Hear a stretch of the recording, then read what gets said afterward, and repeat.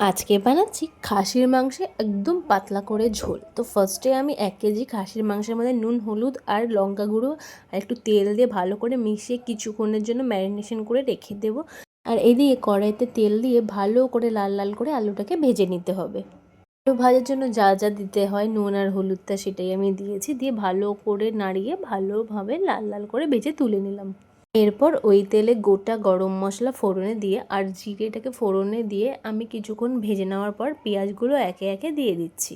তারপর পেঁয়াজটা একটু লাল লাল করে ভাজা হয়ে আসলে আমি যে শিলে আজকে মশলা বেটে রেখেছিলাম তো সেই মশলাগুলোকে তারপরে দিয়ে দিচ্ছি, যেরকম দিলাম আদা বাটা, রসুন বাটা, লঙ্কা বাটা এবং জিরে বাটা। ভালো করে কিছুক্ষণ কষিয়ে নেওয়ার পর মশলা থেকে কাঁচা গন্ধ ছেড়ে দিলে আমি মশলাগুলোকে এক এক দিয়ে দিচ্ছি। হলুদের গুঁড়ো, নুন আর ধনের গুঁড়ো, কারণ জিরেটা যেহেতু বেটেছিলাম আর লঙ্কাটাও বেটেছিলাম তাই আমি লঙ্কাটাও দিলাম না। তোমাদের ঝালটা তোমরা পরিমাণ মতো বুঝে দিও। টমেটো দিয়ে তারপর মাংসগুলোকে দিয়ে ভালোভাবে কষিয়ে কিছুক্ষণের জন্য জল দিয়ে ফুটিয়ে নিয়েছিলাম। অবশ্যই এখানে গরম জলটা ইউজ করবে, কারণ গরম জলে কিন্তু মাংসের টেস্টটা নষ্ট হয় না। এরপর মিট মশলা দিয়ে প্রেসার করে ঢাকনাটা বন্ধ করে দিয়েছিলাম এবং 2টো সিটি দিয়ে নামিয়ে নিলেই তৈরি হয়ে তোমাদের লাল লাল ঝাল ঝাল মাটনের ঝোল।